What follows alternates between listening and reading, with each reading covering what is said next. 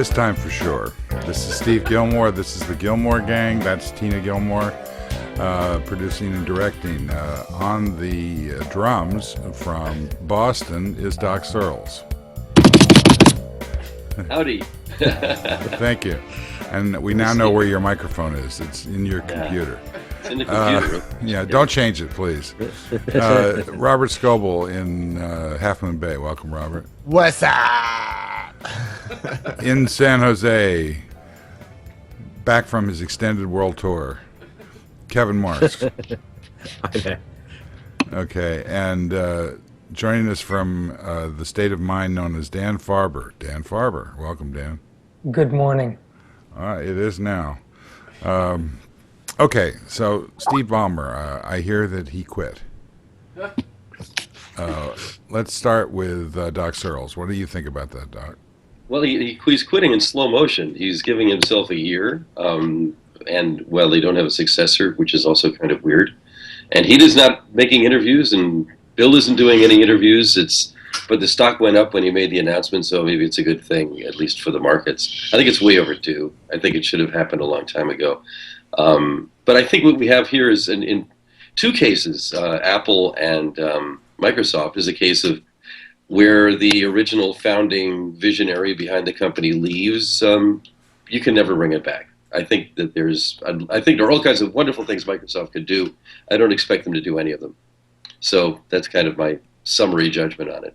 So they're screwed, and now they're screwed some more. But the screw turns real slow. It turns very slowly, but it is a screw. All right, Robert Scoble, what's your thought? Ditto. This should have happened a long time ago, and I bet that since they created $26 billion of value yesterday, I bet Ballmer and Gates are sitting around laughing. Well, did it saying, close? Man, we should have. Did it close $7 up? I don't think so. It was $7 up. Did it? It was up a good chunk. 7%. It went up Somebody 7 tweeted, when it was somebody announced. tweeted that it created 26 Instagrams, and which is it just shows the scale of the numbers that are involved with Microsoft at this level, and some of the challenges, to be honest, of making things exciting. Dan Farber? Well, while Microsoft had a good day yesterday, they when Ballmer took office as CEO in 2000, the valuation was $604 billion. And just before he announced that he was retiring, it was $269 billion. So even though they had a good day, there's still a big gap. And as everybody said, was it overdue for Steve to step down? I think he waited until he had done this reorganization where he finally figured out it's not about the fiefdoms, it's really about so-called devices and services. And he got Windows 8 out, for better or worse. And as he said in his note, and which I kind of disagreed with, he said all Microsoft's best days are ahead. Well, that's to me kind of unrealistic. I think what's ahead is maybe some better days, depending on who they choose. Yeah, I think the real challenge is mobile. If they end up with 4% market share, which is what they have right now, they're going to struggle being Microsoft. They can be a good company, but Microsoft is used to 80% market share, and the whole infrastructure at the company is built on that. It's not built on, being a third or fourth player in mobile.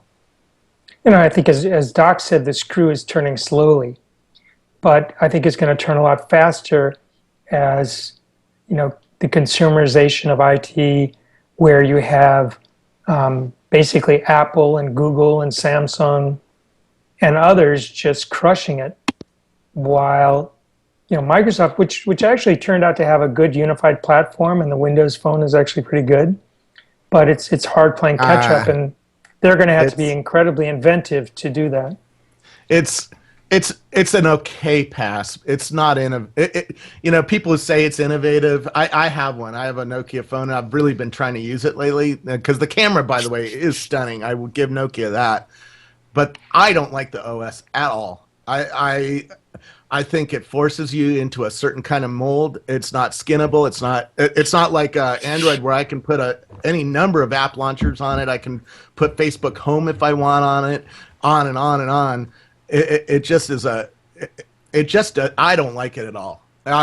And so I think they need to restart. I think they need to really rethink what mobile is and really position themselves for this contextual age that's coming, because people aren't going to switch phones unless there's something dramatic. Well, I think as you were saying, what are they supposed to do? Move to Android? I think the more of a challenge, and I wrote about this one, is why is it that Microsoft doesn't have the equivalent of Google Now? What is their problem? When they told me that, well, we just don't think it's good enough, and we think what the other people are doing is crappy, so we don't want to do it. That just to me is head in the sand. Yeah, and that's what I'm talking about. That's the age of context. That's the first of the apps that's coming that assists your life, is highly personalized, tries to look inside your email, inside your calendar, inside your signals, inside some of your social signals, and Google uses search signals as well to make those that Google Now work. That's why I think Google is so far ahead of Microsoft. They do not know anything about me. Google does. And until that starts changing in a major way, I think Microsoft is not positioned well for the next stage and is going to end up with 4% market share. I used to be banging on them to do apps, to get all the best apps on their platform, and that's clearly not going to happen. And all you have to do is come to San Francisco and walk around and look at what all the developers are holding in their hand. They're all holding iPhones or Android phones. They're not holding Microsoft phones, so that's not going to happen. And then, can they learn something about me that Google and Apple can't learn? Maybe with Xbox, but that's a very small number of people who play console games now in terms of the bigger market. A little bit of housekeeping just for a second. Doc, the chat room is at friendfeed.com/Steve Gillmor. Also, your mic, if you can switch to not your computer mic, but to your headset, great, because when you type, it's just way too loud. I've got you muted, so that's why you can't hear yourself. Okay, sorry, go ahead. Microsoft Kevin Marks, I want Kevin to jump in for a second. Go ahead, Kevin. So I think, Microsoft does have access to a lot of signals in that they have a set of people who use their products all the time for email, for word processing, for documents and things like that, but they haven't really capitalized on that. They've had a bunch of attempts to do this over the years. They've had a lot of research that was doing email processing, calendar processing, and making sense of documents and converging them, but they've got stuck in an old model, and they haven't managed to plug that into the new world. And that's their real problem. I think this is really what hurt Ballmer and what is hurting their DNA. They are skittish about privacy. They have to get over privacy, and they have to screw their customers and go completely into where they're going to use their customers' data. And they are very unwilling to do that, and they're banging Google for doing that, right? They run these Scroogled ads about Google's looking inside your email for advertising and other things.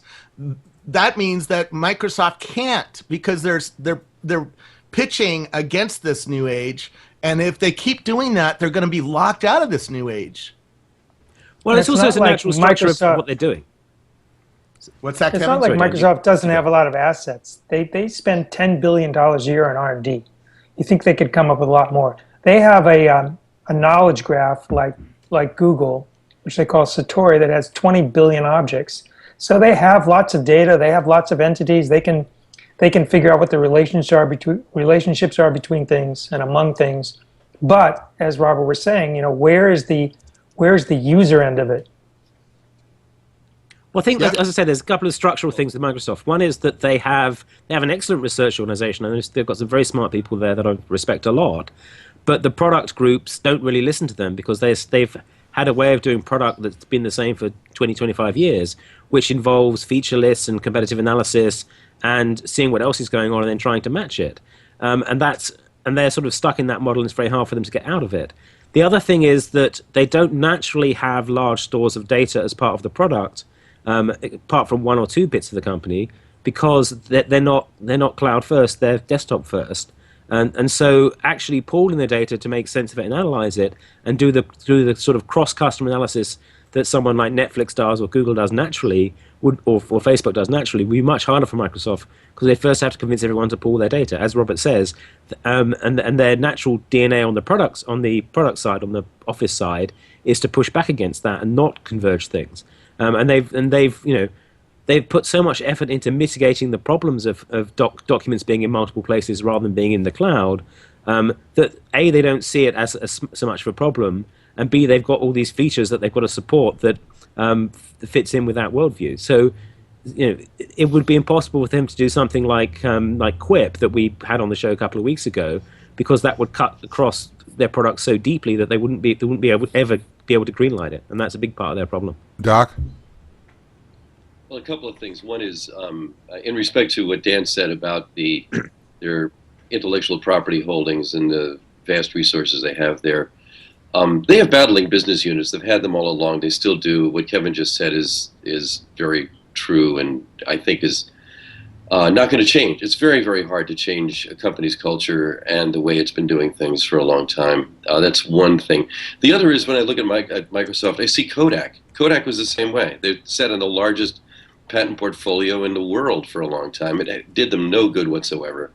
They were very stuck in their ways, and I think that Microsoft is the same way. It's interesting in respect, and I'm curious what Robert thinks about this. There are large parts of the world that run entirely on Windows, and I'm wondering if those parts, like Korea, large parts of India, and so forth, whether those would be the places where they could get a bit of a beachhead with the Windows Phone, which is a not bad phone. They can make it cheaper. I'm thinking that there may be places in the world. That's the problem. Those places are going to Firefox and Ubuntu and other things. And by the way, everybody now is on Twitter. So anybody who has a phone is on Twitter, and therefore they can talk to their friends and see what is the best phone, what's the best app ecosystem. So I do not believe, and I told BlackBerry's executives the same thing. I do not believe you're going to be able to start something in the third world and bring it to the first world. That is simply not going to happen. And stop trying to think it's going to happen, because those people get to talk to me and ask me what kind of phone to buy. And we have a worldwide thing going on here. We all know what the best phone is and what the best ecosystems are. It's just not going to happen. So they are Kodak. They're screwed. They're screwed in mobile, and they're screwed in mobile in ways that they don't even know why they're screwed. Well, they're screwed because they don't have a value proposition. The value proposition of the BlackBerry was transcendent at its time. There was nothing that changed the computing world more than that BlackBerry in your pocket. But no, I know you're talking about it. It's super screwed. BlackBerry's super screwed because they don't have the $60 billion, so they can't keep coming at this and coming at this and coming at this. Microsoft at least could try it, 2, 3, 4, 5 more times, and maybe they get lucky with something. Dan Farber, Mark Benioff was quoted in the Wall Street Journal today saying that basically the only thing that's going to work would be for Bill Gates to come back. Do you think that that's? I agree with the sentiment, but do you think that's possible? No. Well, he could come back for a period of time to try to kind of get the wheels back on the tracks the way he would want. But I think, there's something to be said. Like Ballmer's been there for 33 years. He's 57 years old. Gates is about the same, and it's a huge, massive company to run, and the job right now would be to turn the battleship another 180 degrees. I'm not sure that that's a job that Gates, at this stage of his life and with everything else he's doing in turn to save people's lives, would find that to be the right mission for him. Well, I noticed something interesting, which was, and it's probably true. I read that he's mostly taken his money out of Microsoft. Well, and Ballmer took a bunch of his money out several years ago. But operationally, he's moved it into what he's doing. So right, I what think he has to do with Microsoft he said it before.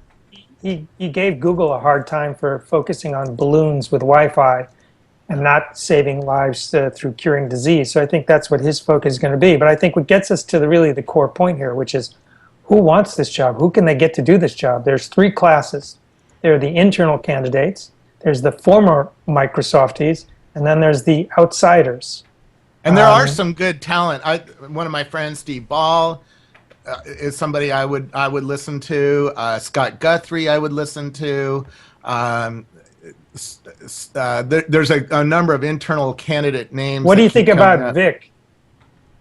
Vic is. We're talking Vic about Vic doesn't want the Vendotra. hell. Yeah, Vic doesn't want the hell. The problem is we have to talk about somebody who's got some massive ego or great tolerance for pain, because almost anybody who would take that job has already got more money than they need. So someone to take that job has to really think that there's a mission. I don't know. Besides getting paid a bucket load. There's a different dynamic at this point than there used to be. When Ray Ozzie took that job, he took it in the face of the realization that Sinofsky was going to wear him down, and Sinofsky wore him down. Those people are not necessarily in a viable or driverable position at Microsoft anymore. There's the Office team seems to be fragmented. I mean, there are really no contenders for the Jim Alchin consigliere role at Microsoft, and I think that's why Gates was so effective for so long operationally, was because he had Alchin driving the bus, and there is nobody to do that right now at Microsoft. So yeah, I feel strongly. I mean, God, if they're going to attract somebody like a Vic or an outsider that's going to be interesting, well, David Sachs, by the way, is inside right now, so he would be he was put. His name was put up by Shervin, and Shervin's been having a string of luck lately. That's very impressive. They need to split the company up. This company is way too freaking big, and people don't understand how big it is. There's something like 14 billion separate billion-dollar businesses, and a lot of them are things that we don't ever talk about, like Microsoft Dynamics that runs supply chains, or SQL Server, or Exchange. Well, you guys do it, Salesforce, But, no, there are a lot of people who are talking about the services business, the enterprise business. But it's not sexy. It's hard to talk about that on Gillmor Gang for more than 5 minutes without our eyes bleeding from boredom. It's much more fun to talk about the new iPhone that's going to come out. Okay, well, good luck with that. Let's see how that goes. I'll be here when you come back. What about? If we're gonna go and talk about boring things, let's talk about cloud computing. Okay, I work for a cloud computing company. Do I ever talk about it? No. It's like the ocean. You don't have to talk about it, Robert. You live it. Exactly. It's the ocean, and we like talking about the waves that surf on top. That come in on top. We don't talk about the ocean. We talk about the waves. Well, enough about you. What do you think about me? But anyways, they have $14 billion businesses, most of which are enterprise businesses. SharePoint, SQL Server, Exchange, Dynamics, on and on. And so running an enterprise, and by the way, if you guys haven't watched it yet, you should go back and watch the Larry Ellison interview that he did with Charlie Rose. That was awesome. He explained what's different about an enterprise company and why it doesn't need a rock star CEO, where a consumer company is a fad-generating company and needs a rock star CEO that gets us all to believe. It's a very different skill. So they should split off the Xbox team and the mobile team and make that like Microsoft Consumer, and have a CEO for that gets all of that person's time.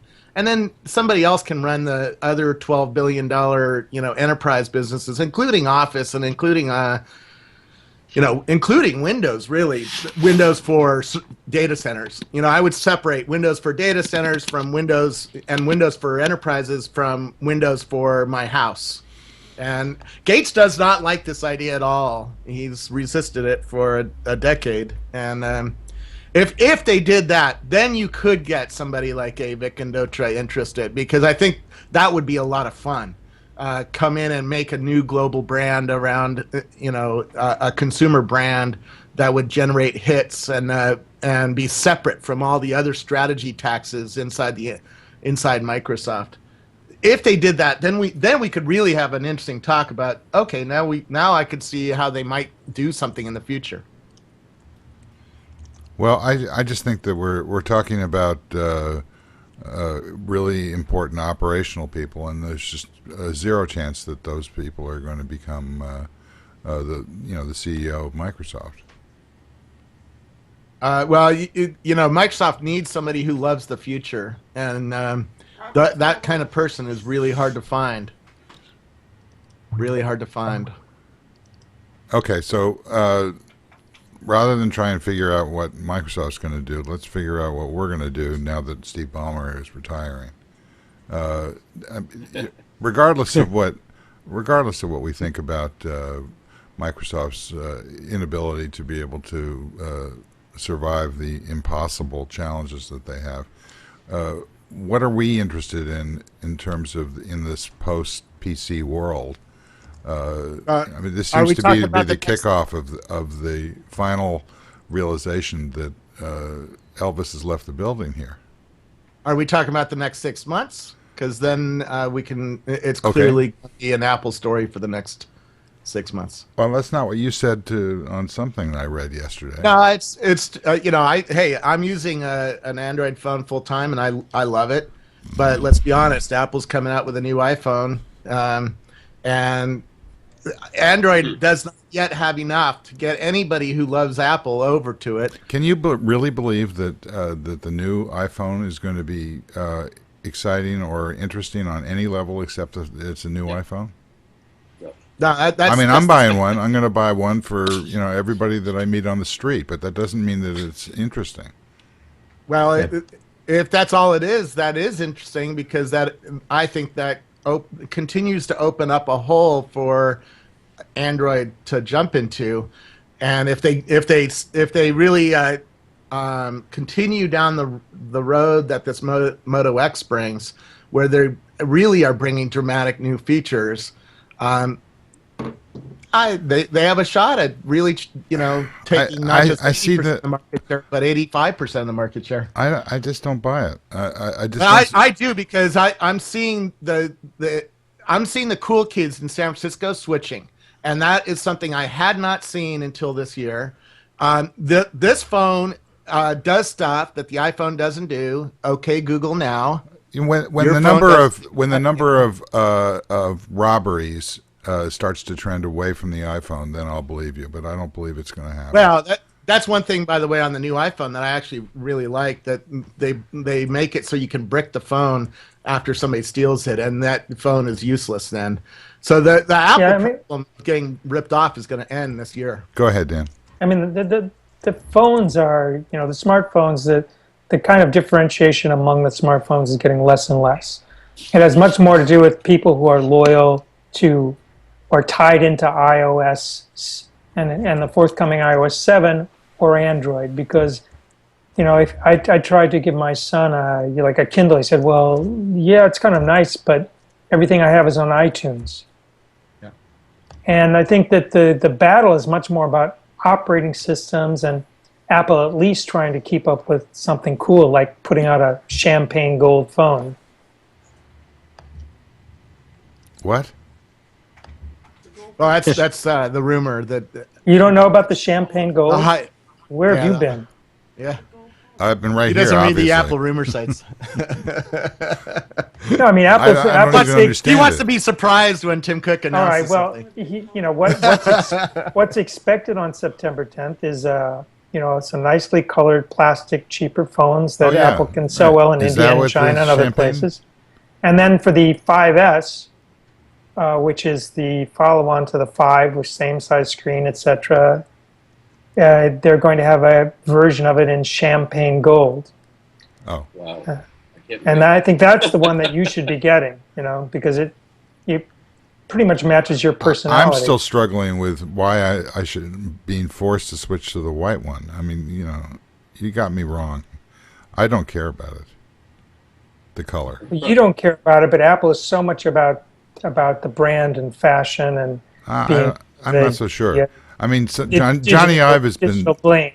Johnny Ive has been suggested as as a candidate for Ballmer's job. Yeah, no. It's not about design. I mean, it's not about dreaming. It's not about any of that. It's about developers.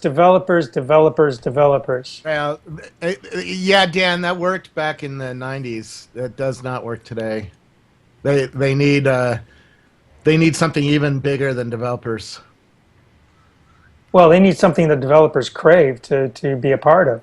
Bingo. And so far, the Bingo. Windows has not been. I mean, unless Microsoft is willing to pay you a lot of money to develop for it. And what are the developers doing right now for love? Because developers either do things to get laid or get paid. In other words, impress their friends or get a paycheck.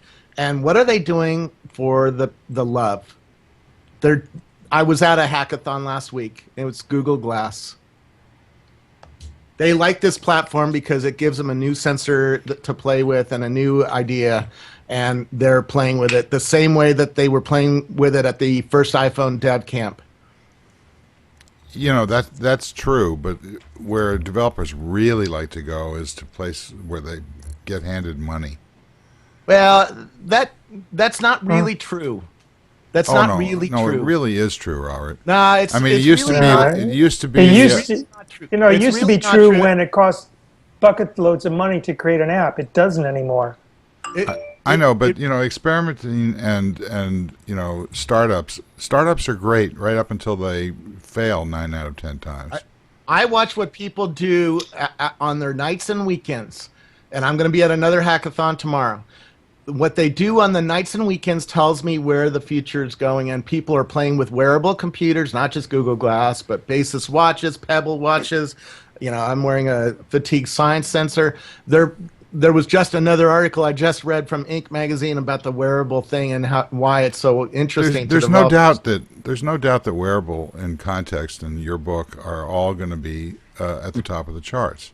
What I'm saying though is that the inexorable law of why developers are the key to what happens is that it's tied to, well, if I've got a mortgage, I've got to do this, I've got to do that. My wife is going to let me play around on the weekends, but I have to make a very, very solid bet on where the money is going to come into this family over the rest of time. You're overthinking. I mean, the issue for Microsoft is, here's a company that actually was probably among the first to have a tablet, among the first to have a wearable watch, digital watch, among the first to do a lot of things. And yet, they didn't follow up. They didn't. Yeah. No, they didn't. It's not that they didn't follow up. They were congenitally predisposed to absolutely kill every good idea that they had because they refused to ship. Yeah. They refused to ship iOS or Android versions of Office. They refused to ship in the original tablet a OneNote freely redistributable player, so that. And they killed a big tablet project that they had too. Yeah. I think whoever comes into Microsoft needs to fix that and create a division like the Xbox division that just does the kinds of futuristic products where Apple and Google and Samsung and others are taking the lead. Split up the company. You have to split this company up. Otherwise, you do not get free of the strategy taxes. That's what we call them inside Microsoft, where somebody wants to pitch an iPhone app idea, and somebody's like, "Oh, we can't do that. We have to build it for Windows Phone first." I think everybody at Apple and Google is going, it's time to split up the company. Are you so sure that that's a good idea? Yeah, it is. Why did Bill Gates fight tooth and nail against the government and everybody else for 20 years if it was such a good idea at any point? Because back in that age where they owned a monopoly, it wasn't a good idea because the code base could be used on other things. Today, it doesn't matter what the code base is. It matters who gets to the fucking iPhone first. Well, okay, let's talk about code bases. So, No, look at what all the apps that we're talking. I mean, I was at the Ritz last night talking with a guy who runs a refinery and talking with my friend Andy. What's hot on the iPhone? It's things like Tempo, that came out of SRI. Tempo could have been done by What's Microsoft. Tempo's the new calendar that looks inside your context. It sold out on the first day. They had 100,000 downloads in one day. And now it's off to the races. It's been all over the press lately. Same with mine. Kevin, how did it sell out? The damn servers melted down because they were on the wrong hosting company. But Okay, I was sorry. How do you sell out a virtual good? Now I understand. So not scaling it. Yeah, you couldn't get it, right? Mailbox. You couldn't get it for a while because it was sold out. You had to wait in line to get it into the queue, just to get it. Mo Glitz says Google was a baby when Gates was in court. Gates was in court. He said, "You guys are trying to stop us with your injunctions and your antitrust, and somebody's going to come along who's right now a baby, and his name is this guy, and he's going to come along, and they're going to disrupt us." Gates knew this. So did Ballmer from the beginning. They knew that they were, in a vulnerable position. It's the oncoming snail. They knew that, yet they didn't manage to do anything about it. They had 20 years to get ready for it and didn't do it because they were structurally, unable to do it. And that's so. Mark, I want to go back to the developers thing a bit. Go ahead.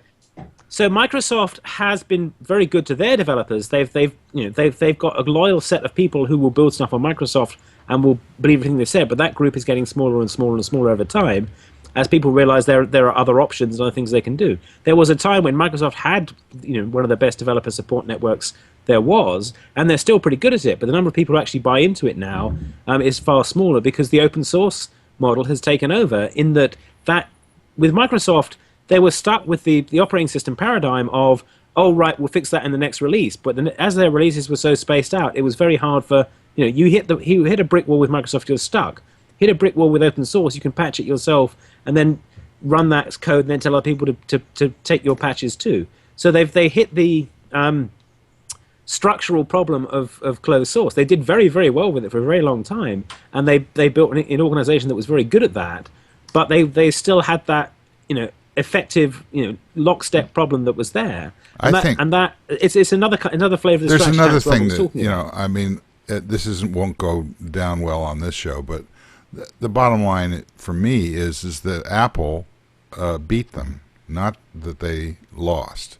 Yeah. Microsoft did not lose, and Ballmer has done all the right things that he can do with the cards that he's been played. That's not true.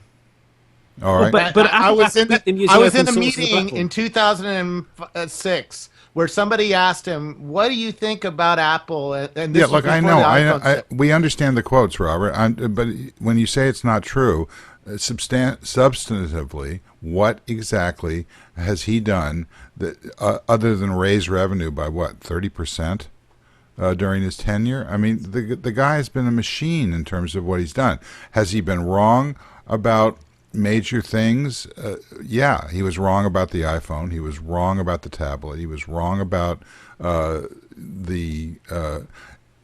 it this way, he's been attacked and lost to an Apple app construct that is overwhelming Microsoft. It's killing Microsoft.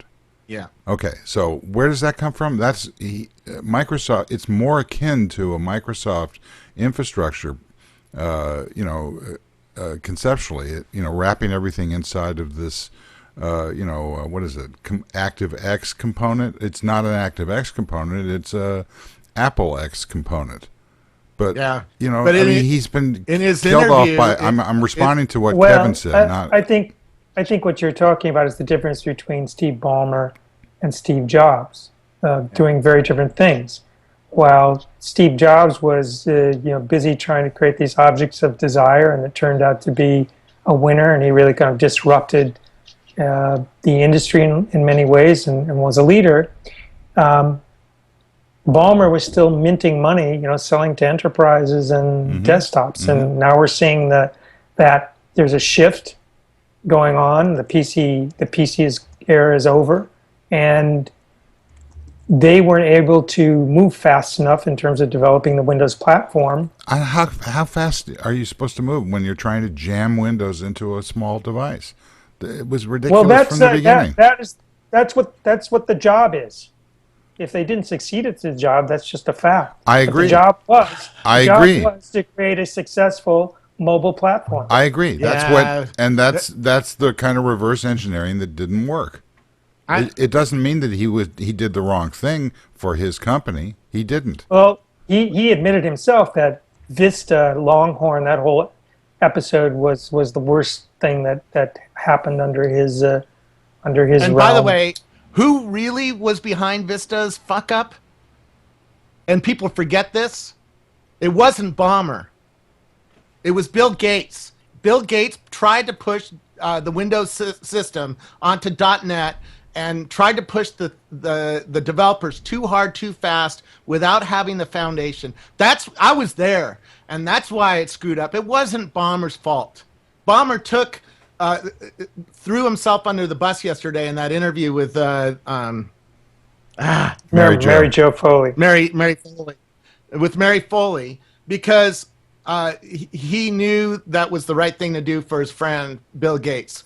But he knows where the real blame lies, and it's squarely with Bill Gates. This is why Bill Gates is not going to come back and run Microsoft. Bill Gates screwed up Vista, and everybody inside Microsoft knows it. Yeah. So Mark Benioff. I mean, what should happen is Microsoft buys Salesforce, and that buys Benioff to turn the company around. I don't think you can Oracle buy was gonna Benioff. Salesforce. I thought that's the rumor that I heard. Is that it's Oracle's job to buy Salesforce. I've heard that Oracle buys Salesforce, and that Mark comes in and takes over for Larry. So, as long as we're going to throw all this in the Cuisinart, why not? By the way, one of the reasons I'm not saying anything is I think Microsoft's totally hopeless. So, any debate about it is irrelevant. And I think, in the chat I room, disagree that it's irrelevant. I think it's incredibly irrelevant. It's relevant. It's relevant, but they're hopeless. Until they split themselves up. If they split themselves up, all of a sudden I will be a believer. I think in a big way. I don't know what that means. I didn't know what it meant in 2000. They when have they to were have trying a to be CEO. split up. They have to have a CEO that runs only consumer. If they do that, then all of a sudden I start believing that this company can turn around. They have so many resources. It's unbelievable. They have so many smart people who still work there. They have such a market footprint right now. They have so much cash. They have even supply chains that can build things like Xboxes and Microsoft mice and keyboards and stuff like that. This is a company with so much, and that's what I wrote an article yesterday, and I started out and said this is like the genius kid that has an IQ of 160, but is around the backstop smoking drugs, right? And not living up to his or her potential. And that's how I feel about Microsoft. So you should split the kid into 5 pieces. No. All right, Doc, you're CEO Solomon of Microsoft. 2. Let's talk about what it's like to be a CEO. And if you have $14 billion businesses, you have 60 hours in a week, maybe 80 if I really push you hard. So you have 80 hours. It sounds like Scrooge McDuck sitting on So this pile let of me say money. something. So I'm with you, Robert. I think that they should split up the company. I also think they're not going to do it. So as long as they're not going to do it, they'll remain hopeless. I think there's a much better chance that one of those companies, if they split it up, will succeed in some way. Some others will fail. It is the right thing to do. They're way too divisionalized. Actually, I think the same thing's true of Yahoo. I think Yahoo's kind of dull for the same reason, and they should split up as well. But they're not going to do it. And maybe, it's an interesting thing. Maybe the reason that they didn't say that there's going to be another CEO is because they're actually thinking out loud about that, or thinking internally about it. Could be they are. I think it's a great thing to do, but I don't think they're going to do it anyway. Yeah. So, I think can we move on to the future now? Okay, and I'll stay here. You come back when you realize that we're talking about the future right now. Well, how hard is it to understand that Steve Ballmer quitting is one of the most important moments in the history of technology? It's hugely important if they make the right moves. Yeah. Well, if Doc's right, and I think he is, it doesn't matter what they do with it. It's what does everybody else do with this opportunity? You know, you've been talking a lot about Tim Cook and about how he's the wrong guy. Now let's revisit that. Is he the wrong guy? It isn't. It's, you know, what is the line about, you know, success is sitting around on the banks of the river waiting for your enemies to float by? I mean, you know, one of them just floated by. Well, you know, we knew that was coming for a long time. I We mean, didn't. I didn't know hey, it. Steve, you really. When I worked at Microsoft, you said Office was dead, and that was what, 7 years ago. Yeah, that's right. And so it took 7 years for the truth to For become. Ballmer to realize it. Yeah. Yeah. By the way, do I use Microsoft Office anymore? I just started using it again for my book, but I'm not going to use it anymore again. And you know, I'm okay. Man, if you told me 7 years ago that I would not use Microsoft Office, I would have called you nuts. And You think did. I did call you nuts at that conference. I think I called you nuts before, because you've been saying that, and then you left Microsoft. And Well, you know, it was in You your know, contract. You know, I understand. no, it wasn't in my contract. When you know, It it takes me a little while to see the truth.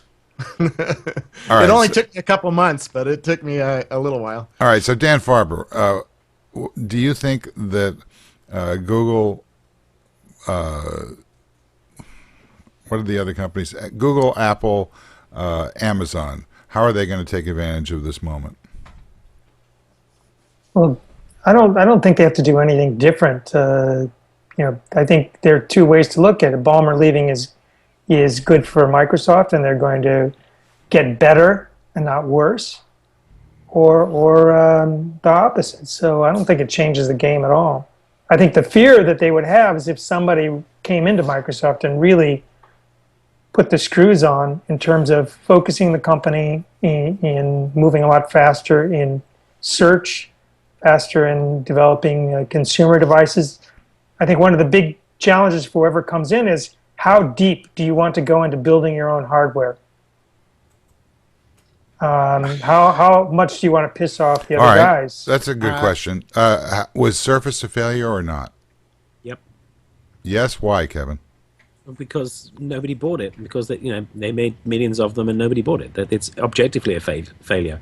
Why it was a failure? Because they didn't make a choice. They said, oh, it's going to do this and this, and it's going to run Windows and it's going to do everything, and they built this thing that was a chimera and wasn't really a laptop or a tablet or anything. It was a mess, and that's nobody sort of bought into the vision of it. Okay, so I think that the reason it was a failure was the last thing that you said.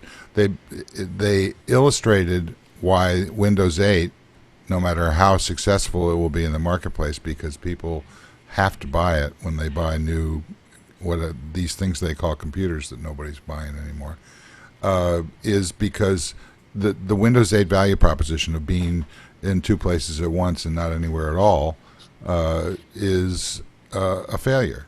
So the Surface underlined the failure of Windows 8, in my opinion. I don't think so. Okay, good. Explain. I think they just marketed it wrong. If they'd said, here's our cool new tablet with a really cool keyboard, that would have been a lot simpler. They did. It was too expensive, and it didn't run any iOS apps. They talked about how it's a laptop and how it's this and that. Dan, I was the tablet evangelist at Microsoft. I worked at NEC, and I had a tablet that looked like the iPad back in 2002. Microsoft has a deep problem. It's trying to serve two masters, and it can't do it. And what Steve Jobs what his brilliance was that he understood the power of your brand comes from not what the top end feature is, but how the ugliest feature works. And he always asked me to look at the back of the computer for that reason. He said that's where the brand is made. It's not on the front where everybody pays a lot of attention. It's on the back. And Microsoft has a lot of ugly shit in Windows that consumers know is there and can get to. It's called the Explore button, and all of a sudden you're into the Windows UI, and it looks nothing like the top end of the UI. And then further on, you get down into the bowels of Windows, and there's a registry, and there's a DLL folder. I don't see any of that kind of shit on an iPad, right? They cannot simplify Windows enough because they're trying to serve the enterprise master as well as the consumer master. And serving both of those masters at the same time is going to lead to failure. Well, I'm not so sure that an enterprise user needs to know about DLLs. So they do, because the CTO who buys Windows wants to make sure he can turn off certain things and block certain things and secure certain things and make sure that the app set that he bought is automatically loaded on your machine when he gives it to you when you come to work. Well, certainly there's ways to partition that. I think that's user interface. There is not a way to partition it. There is no way to have a CEO who understands both sides of this fence and serve both masters well. You have to have one guy who serves one master with one product and serves another master with another product. I thought that Steve Ballmer made a very good point about the inextricably intertwined nature of enterprise and consumer in his conversation with Mary Jo. So I disagree about the breakup thing. I don't think it. I think it's everybody. I think Apple and Google and everybody else is on the sidelines cheering the idea of Microsoft getting broken up into the component parts that they've already basically undermined. So I mean, if you look at Google too, I mean, they're basically the mini Microsoft. They're going to turn 15 years old in a few weeks. And their business is basically search, but underneath they've been building, millions and millions of businesses that run on it with administrative features. They're going after enterprise, Google Apps versus Microsoft Office. I mean, they're going after the whole thing too, as well as self-driving cars. Going after Microsoft was Eric Schmidt's thing. I'm not sure it's Larry's thing, and that was definitely Eric fighting the old war and partly that was sensible. It was him making sure that Microsoft couldn't squash them and keeping stuff under the radar and not getting in their area until they were fairly sure that Microsoft was no longer a threat. But I don't think that's something Larry thinks about at all. I think Larry, as you say, Larry's looking forward at different things and is not worried about Microsoft as a competitor in any way. No, I disagree with that. I think that Google's been focused in a number of areas on Microsoft in terms of Google Apps. You can say that's what I'm saying. You can say conceptually that was a success, but in reality, it's a question of what's the commodity and what's the product. So the classic Microsoft thing was that the computer hardware is the commodity and the software was the product. That was their worldview. And one of the reasons that Apple sort of turned them inside out was that they went the other way around. They said, okay, we'll make the hardware the product and the software the commodity. And they took open source operating system, open source browser, and made it straightforward to commoditize the software, the apps that ran on it, and didn't need to own all of that. Because they were focused on saying the physical product as look, their that was then. center. This is now. September 10th, we are going to see the real announcement is all software. It's iOS 7. iOS 7 rocks compared to everything else. Oh, come on. I mean, I know you don't care about it. You've got your Android toys. iOS 7 is an improvement. It's not a necessary stepping stone on the way to building an iOS. To building the notification framework. Constraints. It's going to build a notification framework which is going to completely destroy what's left of Windows. I think it's huge. And the point I was trying to make was your point, or at least I thought it was your point, in reverse, which is that now that they've made the point about hardware, Apple is flipping back, and they're going to release this new hardware thing that doesn't do anything more than have a thumbprint, thank God, so that I don't have to type in my stupid code every time that the battery dies, which is every, 12 seconds. And there's no hardware improvements whatsoever, and what they're doing is releasing a cheaper one with champagne color, and the OS, the operating system, the software is transcendent. It's a major shift that they're operating on. They're chasing Google, and they're going to do a good job. I think we're closer than you're portraying. I think the software change they're doing is something they necessarily need to do to stop the developers being so hardware bound and focused on particular screen sizes, which is the trap that they sort of accidentally backed them into by structuring the iPhone models as they did, and building the sort of conceptual split between the iPad and the iPhone. And the point of iOS 7 is to begin that process of unification so they can ship arbitrary other form factors. I think that's going to be very important, and getting developers to think that way and be ready for arbitrarily differently sized products is a key part of what iOS 7 is about. But the challenge that they have is that they are still, they've still focused on them making all the products, and it's worked very, very well for them. But it means that the counter strategy, it's a mammal versus fish strategy, and it's like the mammals have one child and they nurture it and look after it very, very well, and that's Apple. And the fish have millions of children and lots of them die, and they're not bothered because some of them make it through, and that's the sort of Android strategy. And wow. Just wow. Yeah, that's the difference between the two, and so they're going to end up doing very different kinds of things because of that. We're going to have a whole series of shows for you to explain what you just said. And I just want to say to Dale in the chat room, I know you want Doc to talk about AJAM. I know that. I'm aware of it. AJAM is Al Jazeera. Yeah. Which actually, I sort of joked. I'm giving you the opening, Robert. You can make the connection now. That if we're it's talking on an about app, Apple, you can see it on Al Jazeera. You can see Al Jazeera on your iPhone. Bing. Right. No, you Okay. It's gone.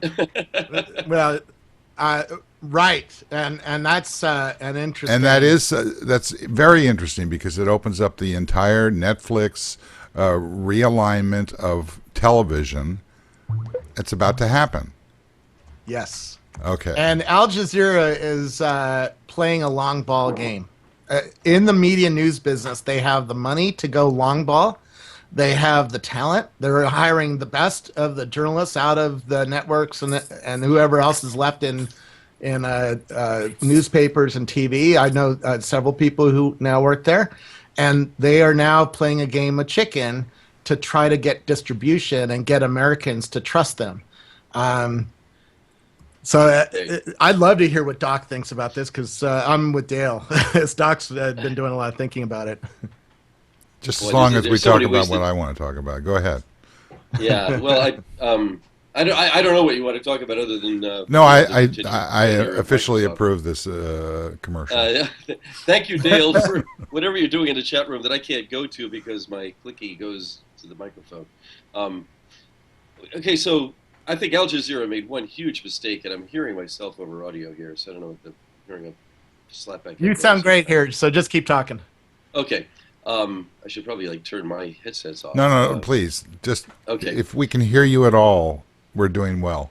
Well, I thank you very much. Yes, thank you. I feel like a fossil. I see what's here. I'll gladly have a hamburger today. There it is. Anyway, well, first of all, the mistake that Al Jazeera did was not just changing the name. I mean, there's so many people. If you go to the chat rooms or the comment threads where people are talking about Al Jazeera America, which is what they branded this thing, and I'm just going to take this off while I'm talking. When they talk about Al Jazeera America, they associate it with Al Qaeda, they associate it with terrorism, they associate it with a government funding system that it can afford to play long ball, but it's a game where they're associated with being a country that's an enemy of the U.S. I mean, it didn't matter whether or not they were playing long ball in the short run. I mean, I don't know if they're ever going to. I mean, they have to get popular in some way before they get put on the better tiers. They're in standard def at the far end of a high price tier of dish. We're in standard def. On the same thing on DirecTV. They got kicked off of Time Warner. They got kicked off of AT&T. They have no distribution, and it's the adoption curve that starts with the pioneers over here and then goes up to early majority and all that. And Jeffrey Moore's thing about the gap and the tornado and all that stuff. They had some runway there with a loyal audience, which included me, by the way, and Dale and a lot of other people who are very unhappy, somewhat unhappy in my case. I'm not very unhappy, but unhappy that they got dissed. They got turned off. They get, it's not your Al Jazeera application is now useless on your phone, on your iPhone or your Android or your iPad, and they had the only worldwide distribution of the only worldwide global news organization that was covering big things happening in the Middle East and in Africa in a serious way. Doc, and they're gone from the they're gone from the future, which is tablets and these things. Hi, Robert. Doc, you got it. Doc. What? Doc, explain to me why it was taken off the iPhone. That's all I want to know. They have never said, and I have not heard a definitive reason why. Everybody assumes it's because they had to make a deal with it's a distribution deal. Their deal with the cable companies was they would have to take it off of live distribution, but nobody's come forward. They're not. See, this is what to me makes them less of a good news organization than they claim to be. They're not covering the news they're making themselves. They're really shooting themselves in the foot real hard right now. Yeah. So there's a third rail they're not touching, which is the deals that they have for distribution. And what's weird about it is they have horrible deals. They're not even on most of the big distribution systems. So it's sort of like they had to give up the one thing where they were winning in order to really lose big time on cable. So I don't know, but they haven't come forward and said exactly what they're doing. One guy is at RIY, I think. I forget his name, Riyadh or something. One of the guys at Al Jazeera English has said, "We're working on it. We hear you. We're working on it." But we don't know what they're doing. They're not disclosing at all what they're doing. Instead, they're totally propagandizing everything they're trying to do, which is all very rah-rah and up and up. But I don't see it. I think they're setting themselves way back, and maybe they can spend the big money on it. But the future is distribution on mobile devices. They had it. Why they're giving it up, I don't know. Okay, so Dan Farber, why do you think that?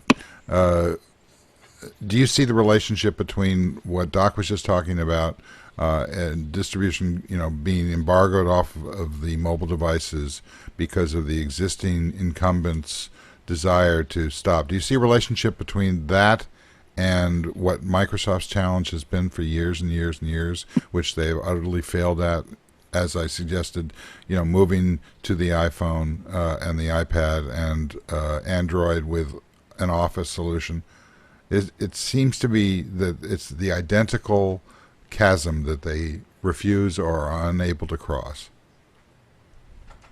Well, it's the classic innovator's dilemma, which is, there's an industry in transition, and the incumbents, have a hard time seeing what's around the corner in a way that they can make the sacrifices needed to, be in the game. For Microsoft, as we've been talking about, they've spent so many years trying to protect businesses. At the same time, they're trying to disrupt their own businesses, and that's a very hard challenge. And for all the networks, it's the same thing. They're just prolonging the inevitable. That's that's what Steve Ballmer's resignation was the lack of prolonging of the inevitable. Right? I don't think it so much was a lack of prolonging the inevitable. I think it was much more about he'd reached a point where I'm leaving where I felt like I didn't abandon Microsoft, which is, he reorged the company, he got Windows 8 out for better or worse, and leave it to somebody else to take it around the corner. But it still feels like, that was, a month ago he could say that. And then all of a sudden it was like, okay, bye, you're gone. Well, as he said in his note, there's a certain amount of panic that is being messaged. But I think as he said in his note, he didn't, he thought that rather than leave in a kind of midstream, he wanted somebody here who could, at Microsoft, who could take it from day one and move it forward with this kind of new devices and services and reorganization. I know, but I mean, it feels like he said all the right things, did all the right things, or a lot of them, and then somebody, off camera whispered in his ear. He said, "Oh, by the way, I'm gone." I don't. I think it's more that he decided like he'd had enough. Like how much? I Yeah. mean, how much more do you think that you can do or I, persist in terms But who of else is going to do any transform? better? Well, I think that's up to Bill and the board at this point. Really? Absolutely. I mean, it's up to them, but do you really think that they have an answer? Well, they don't have an answer, but I think as most people have been saying, having Ballmer stay was not the best way to move forward. I mean, oh that's what man, we're all we're kind back of to confused Microsoft. about. Yeah, well, but that's what we're all confused about. It's like, okay, well, Ballmer's left. Now what? Who's going to take this job? Who's going to be able to turn that battleship around? I'm wondering more back to the Al Jazeera. How is Al Jazeera going to get into American culture? There's been some great examples in the chat room. Mark said they should have kept the name current. I think Doc covered the name as well. I just remember being in Davos and watching Egypt blowing up for the first time, and Al Jazeera had by far the best coverage, and so they have really high quality. But it was precisely because you could, and the same thing happened with Boston. You could Yeah. you could watch CNN, watch the tablet, or you could watch the tablet. Yeah, yep. And So isn't it I think ironic? I mean, we're in the last stages of these incumbents controlling the pipeline. this is the problem that old school people, when you hire them, they believe that the only way to get distribution is through the old school. I went down that path too. I worked for Fast Company magazine, and I realized quickly that it didn't bring me anything, and that I can get my own distribution on my own just by what I do. And Al Jazeera will get there someday when they realize that the quality of their content, of what they do, will get its own distribution because of Twitter and Facebook and Google Plus and LinkedIn, and Chatter and email lists and on, because we can tell each other, man, this thing is over here is way better than CNN or Fox or whatever. Now, if we want to make it a broad mainstream brand that everybody trusts or watches more accurately, because then you have to go down to Fox. They've already got the trust. I mean, Well, they have the trust of implicitly. me, you, and Doc and Dale. Yeah, but I mean that's right? the point. The customer is in charge, right, Doc? But now we can't watch it anymore. Well, No. I watch Atlantis. You got to turn your mic on, network. Doc. I like the Atlantis cable network. Yeah, but I don't watch news on cable anymore. I really don't.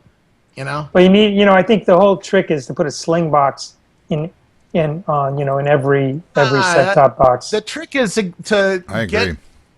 get rid of the frickin' cable and go straight to the consumer through the internet. It's them as us. The cable guys are going to be the next, partners or owners of all the people we're talking about here. It's a business deal that's going to continue to be made.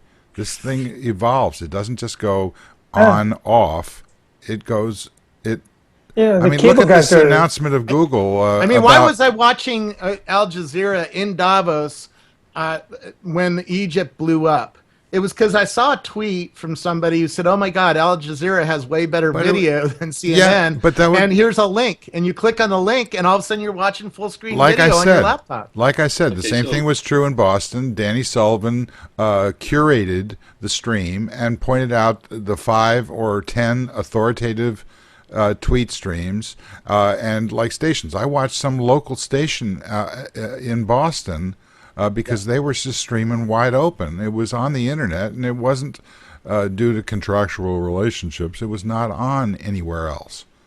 So yes, we're in violent agreement about this. The point though is that that's the stage before people realize. I mean, I do everything that I possibly can do on my iPad Mini. Everything.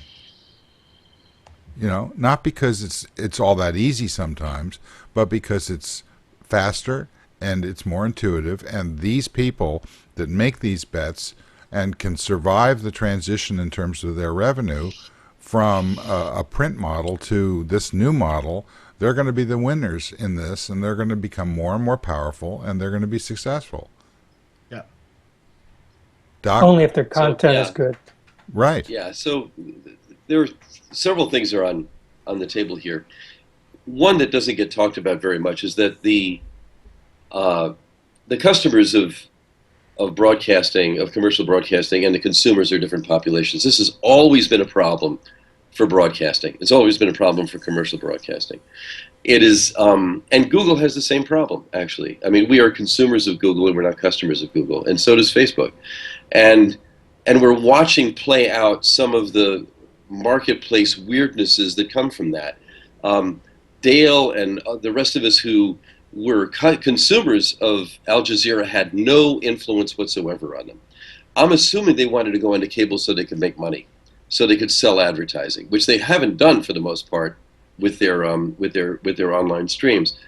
I think that the answer for them, if they're one of them, is they change their name. Stop calling it Al Jazeera, just call it AJ or some other thing like that. That's what Russia Today did with RT. I only found out the other day that RT stands for Russia Today or Russia something or other. That was a good idea to do that, to not call it Russia. I think Al Jazeera should not call it Al Jazeera in the U.S. KFC, what does that stand for? Kentucky Fried Chicken. There is no fried chicken. It's all Mexican food now. Whatever, but the it's all brands. Brands are everything now. Anyway, I think one problem is that, but the other one is that the reason that Robert could watch Al Jazeera in Davos is because the monarchy in Qatar put up a shitload of money so people could watch it, and they're continuing to do that, and I guess they continue to do it for a long time. But to me right now, as a former viewer of Al Jazeera, I'm beginning to think it was all one great big PR move, just like RT is. I think RT is a big PR move by the Russian government, and pretty much every cable news operation is a PR move by some organization or another, and it's all dead, and we're going to build something new from the ground up from each one of us as individuals doing something new. Twitter is what it looks like today, but I think tweets are yesterday as well. We're going to figure out some new way of doing this. And a piece of this that we haven't talked about, and we probably don't have time at this point, but we should, is the enormous distrust that people are having for the cloud in general. Sorry, Robert, but and I'm sure Rackspace is doing the right thing here, but for the feudal system that we built, which has Apple and Facebook and Google and Twitter and these others running clouds that we're part of, and we're exposed. We're exposed to surveillance at all times.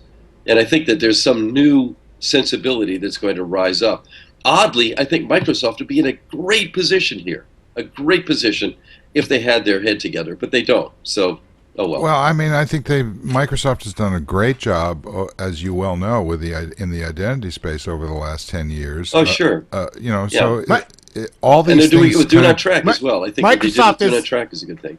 Microsoft is halfway there. They do let you take Azure and run it on your own data centers, but Azure's not open source, and that's why OpenStack is getting such broad adoption. Hitachi just joined OpenStack this week, right? OpenStack is both open source and you can run it wherever you want. So if you want to run a cloud in Germany, you can do that with OpenStack. You can't do that with very many other clouds. So it doesn't matter if Rackspace is doing the right thing or not. You can do the right thing. Is that a slogan? It should be. Yeah, Okay. you can run, using open source. First of all, you can see inside the source, so you know that there's no hooks and no secret backdoors that are giving data somewhere. And two, you can run it on your own servers where you control everything. You control what goes in and out. Now, you're still going to be surveilled because I don't know if you guys caught this, but the NSA has taps on the fiber optic lines all over the country, all over the world, and they can see your data as soon as it leaves the server, the data centers. And that has nothing to do with Rackspace or Amazon or Microsoft. That has to do with they tapped onto your fiber optic lines. Gambling, sir? You're winning, sir. I mean, come on. Of course they are. Yeah. Yeah, by the way, the way they do it, did you see how they it may be wrong, but I mean, since when do we get free services? No, it's not about free services. They It's tap. not about that at all. all the fiber optic lines. The problem with your argument, Doc, and I agree with it politically, but pragmatically, I disagree with it, and for this reason, it doesn't take into account the fact that we like apps. We like to be cajoled and promoted to and interact with rumors, gossip, and all the kinds of stuff that we secretly enjoy and are ashamed to do so. These kinds of things are what prime the dominance of these social networks. The consumer social networks are dominated by our desire to have nice shiny objects. Well, yeah, but I think we're making two entirely different points here. As Robert pointed out, the surveillance by the NSA has nothing to do with whatever Facebook does. We are having our Fourth Amendment rights to be safe from unreasonable search and seizure, utterly violated by our own government. Yeah, as a trade-off. As a trade-off for more security. It's a wrong thing that's going on right now. I would rather have every camera in London trained live, not necessarily available to anybody on demand, but available so that bad actors are tracked. And I will give up some of my, hopefully not too much, of my freedom in order to have my children be safe. Yeah, so you like it? You like being surveilled by the NSA? Argument. You think that's a fine thing? Well, I didn't say it was a fine thing. I said that life is a series of trade-offs, and that's one that I'm willing to make. Yeah, it's not one I'm willing to make. It's not one that a lot of people are willing to make. I think that there can be all kinds of thoughtful assessments that we've had forever with wiretaps and the rest of it, where you get a court order, you get a warrant, and you go through processes. The process we have is secretive. I think the argument, I think the argument is paramount to be protected. I don't have any disagreement whatsoever with your opinion. I just don't agree with it. But to not be able to express that, I think, would be a complete collapse of everything that this country stands for, or has stood for, or any other free or relatively free, system. I think somebody else is trying to say something there. Was that Kevin? No, we're all silent. No? I was just mentioning, the Obama argument, which is, hey, the NSA and all these guys, they're good guys. They're just trying to do the right thing, and sometimes they overstep, but we're going to try to fix that. It's not a big, serious deal, which I think was, completely the wrong thing to say. But then you ask yourself, well, what's his position? His position is, as President of the United States, I want to do everything I can not to be the president who was in some way responsible for a terrorist attack because we didn't have the information or couldn't connect the dots. So he's bending over way backwards not to be the person who failed. And as a result, he seems to be okay with violating the rights of citizens by saying, like, well, it's just a few minor details. And I think that's the wrong way to do it, which is there's a way to protect people and to protect the rights of people as well by being a little bit more forthcoming and transparent and not having Clapper and all these people lying to Congress and all the Congress people acting as if they didn't know or that they actually didn't know. So it's the wheels of government. The Congress people are not technologically astute enough. I've met with many of them to have oversight of this kind of system, and that's but the secrecy is what makes that compounds that. The Ron Wyden has been secrecy telegraphing this for years, but it's been forbidden by law from saying what his concerns are because of the secrecy and the secrecy about the secrecy. But secrecy is that's the deeply scary part of it. Secrecy is you don't want to tell the bad people what you're looking for. For instance, I know somebody who had a child abducted in Disneyland, and the abductors changed the kid's clothes, put a wig on the kid, and put makeup on the kid so that the cameras couldn't see where the kid was. The cameras could because they were looking at something very specific. And they did catch the guy before he really got out of the park. So surveillance works to protect us in a lot of ways, but you have to have some oversight to make sure it's not abused. And I don't know what the answer is there, because you have people who we've elected who do not understand what TCP/IP is, and don't understand what a wiretap really is in the modern world, and don't understand packet sniffing, and don't understand what the NSA really can see, and don't go in and don't have access to the guys like Snowden who are looking shit up, and they don't go and sit next to him and learn. That's the real problem. Okay, back to the Disneyland example. I am not going to tell on air what they were looking at, because that will help the bad guys figure out how to do it better the next time. And I don't want my kid to get kidnapped when we go to Disneyland and not have that ability to find the asshole who's stealing my kid. That's why you have secrecy. You do not give. You do not tell your enemy how the system works. Yeah. Can I talk, Robert? So you're making the security as obscurity argument, which has been blown in security thinking for a couple of decades. Really? The presumption... Yes! Can I get in here, please? I actually know what I'm talking about. Reed Schneier. Basically, we've gone from keep everything secret. Well, that means that the system is never challenged and never tested, to focus on keeping things secret that are important to keep secret, and have the rest of the system public and available for inspection so everyone can spot the pitfalls in them. The model of, everything must be kept secret so no one will work out how to do it. Well, guess what? People do work out how to do it. They suborn people, they use side channels, they do everything like that. And the best thing keeping stuff secure is having the algorithms available in public and the methodologies available in public. I disagree. The myth of secrecy as purity is wrong. I disagree. The Disneyland example works because the criminal doesn't know what they are looking at. And if I told you what they're looking at, it's very obvious what they're looking at, and they can defend against it. So it takes one person to tell the criminal that, and then the criminal has the advantage, and the general public doesn't. But there's only one smart criminal now, not 50 of them. But you're saying that the number of criminals outweighs the number of honest people who could then look at the same thing and help them catch it, and that's what you. How many people visit Disneyland a day? 50,000 right, people and if they knew what to look for the abductor, then they would all be looking, and you wouldn't need the cameras. Well, that's hold on. These guys are pretty hold good. on, hold on. I mean, if they were relying on a lot of people like me, I'm trying to find out where the bathroom is. I'm not looking for anything. People. We were in the movie. We were in the movie theater last night.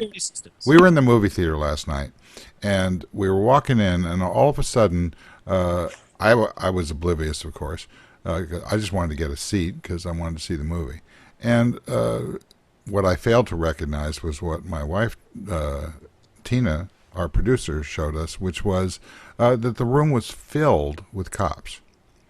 So I inquired, what's going on? They said, I said, is there a problem here? And they said, just could you please, stay where you are right now? So my daughter was in the theater. So I said, well, my daughter's in the theater. And they said, okay, well, then go ahead and be. He said, how old is she? And I said, she's 12. And he said, okay, well, you go ahead. So my wife stayed outside. I went in. Eventually, Tina came in and sat there. And at some point, they started basically coming through each theater looking for somebody. So I thought, gee, maybe this isn't a really great place for us to be. We've got good seats. That was our priority. Now it's not our priority. So I got up and I walked out to, how you walk up to, in the theater, you walk up to where you see all the chairs and stuff. And there was a officer there, and I looked down, and he had an automatic rifle, and it was out, and he was holding it in a ready position. He wasn't holding it. It was out and operational, and it was a big one. And as I looked at that, I saw another officer walking toward me, and he had a revolver.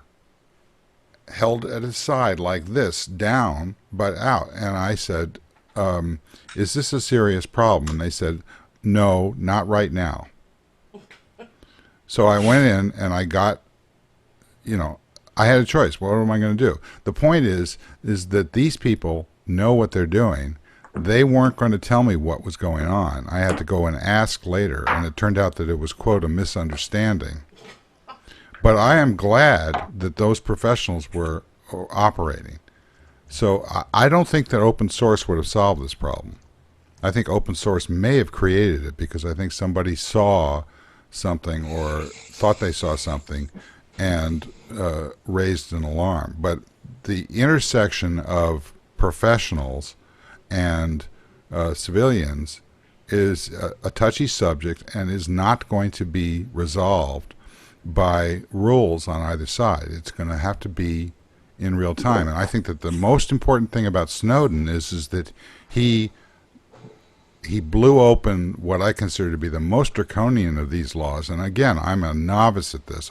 Doc knows more in his sleep than I'll ever know about this. They blew open the notion that the law states that you can't talk about this. What's going on, it's illegal to discuss. That I find really frightening. Exactly, that's what I was getting at. That is the most chilling part of this. It's the US and the secret laws and the secret courts, the UK Official Secrets Act, and the structures around this that make it impossible to actually have a sensible discussion about this. And when even the Congressional Oversight Committee that has been cleared to hear this is then not able to act on it or tell anyone else about it, that is a structural problem that cuts to the heart of constitutional government. And that's the thing that worries me. So, I mean, Robert's position, I think, is an intelligent one as well, which is that we have to be able to make decisions in real time that are based on best information. So the best information is a combination of what Snowden has done, which is to make us aware of something which many of us assumed to be intuitively obvious and do all the time, which is that everything is being recorded, and at the same time try and preserve some sort of logic about how to avoid, as Dan says, a catastrophe.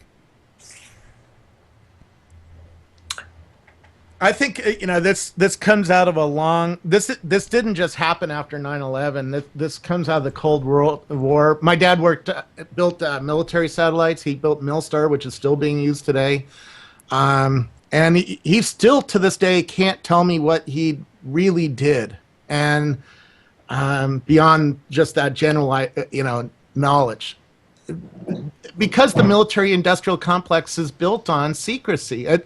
And we've won wars because we've figured out other people's secrets. We broke into the Germans' cryptography, right? And we figured out where their U-boats were being sent, and that's why we beat the Germans so well. And they couldn't figure out how to get into our secrets. They didn't know what beach we were going to land on. They made some guesses and built fortresses on the wrong beaches. So secrets help win wars, and I argued with Bush's administration. By the way, this is not an Obama thing. Bush really put a lot of this stuff in place, and I went to the White House and I met with their deputy press secretary of Bush, who I knew from Microsoft, and I argued about this stuff, and they said our number one job is to keep you safe, and if you can figure out how to make us safe without looking at these patterns, we'll do it. But they have evidence that they believe, and I don't have that evidence, so I can't really argue with it. And that's where it'd be fun to be on Kevin's side to say, hey, we should at least know why we built this system, how it was built, et cetera, et cetera. Yeah. We don't need to know what they're looking for, although I can, I have a guess of what they're looking for and how it works. So you need to make a distinction between operational issues like the cases you two talked about, where you need secrecy for a time, and the structural issues, the constitutional issues of oversight, separation of powers, of review, and things like that, which is due process and structure of law, which is what you do after the event to decide what actually happened and who was actually to blame. And those operate at different speeds and have different needs. And the difficulty is that the entire sort of framework of law and due process has been vetoed and overthrown in the name of secrecy. And that is the bit that's really worrying about. All right, this. I want to hear Doc for a second, and then we'll wind this down. The simple question for me is whether or not the Fourth Amendment is going to be meaningful or not. We have a tendency when there's war going on to throw laws out the window. Every government does that. Our government's doing it now. We're fighting against something called terrorism. Terrorism is not very well defined, actually. I don't doubt that it's a real threat, but it's a behavior, it's a strategy. It's not a discrete enemy. And anyway, I'm listening to myself at the same time as I'm talking, so it's weird. In any case, to me, it comes down to we have to have a truly good public argument about whether or not the Fourth Amendment is going to be meaningful in this case or not. It seems to me it's not. Right now, what we're doing is unconstitutional. It's as simple as that. And are we going to fix that or not? Okay, Dan Farber, any last thoughts? Well, let's see. As Doc was saying, we've been talking about we've gone from Microsoft to the government surveillance, and it all boils down to kind of technology and technology innovation. But then it kind of comes to, like, as a company, how do you succeed? How do you make things that people want to buy? And as a government, how do you serve the people in a way that it preserves the rights that we expect to have? Well, I just want to point out that Kevin in the chat room accused Doc of shuffling papers. It was actually Dan Farber. So we have to preserve our freedoms here. Robert Scoble, final thoughts. It's funny. Tony just said, we're not going to go forward until a nation we accept the risks like the Israelis do, which is ironic because the Israelis do more of this kind of surveillance than anybody I know. In fact, that's why if you've seen the latest startups that are coming out of Israel, they're doing all sorts of fun things with eyes and face detection that are turning into games, and might even be in the next iPhone. They're doing contextual retail systems, that track you as you live your life and then ask you, would you like your usual coffee? And that comes straight out of their military, right? They're doing mind-blowing stuff, and I think they're actually building a lot of the R&D for our systems here. But what a show, man! Everything from Ballmer to Apple to to Al Jazeera to surveillance to. We should do it on Saturdays more often. I don't think it has anything to do with the day. I think it's all about Steve Ballmer, but that's just me. All right, Kevin, last thought.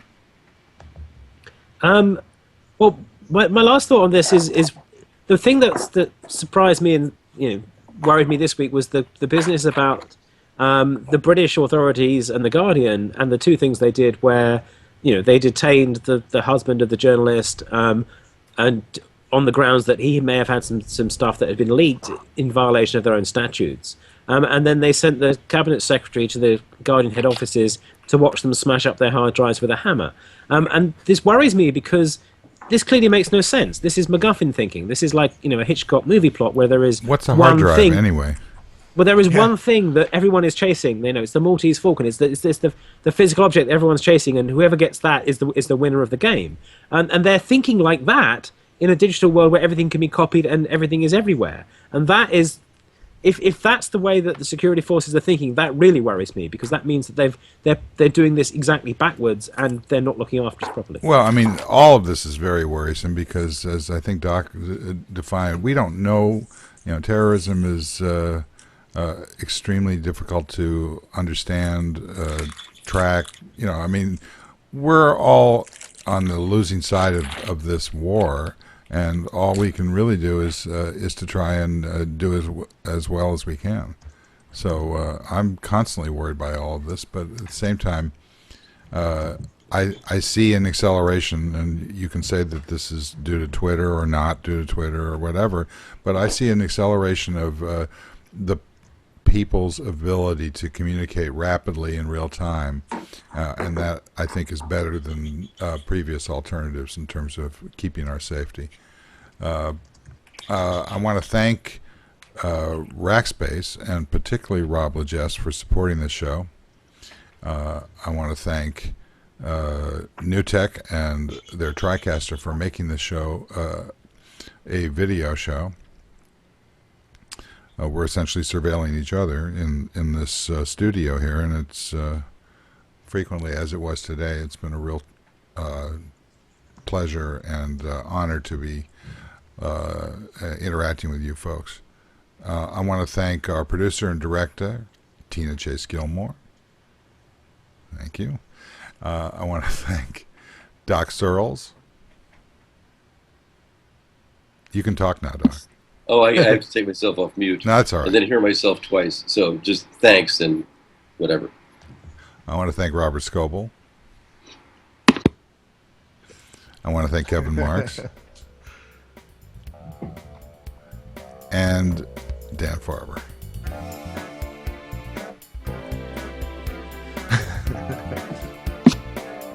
Thanks to the chat room, and I hope you got enough of what you were looking for, Dale, but if you didn't, there's a reason.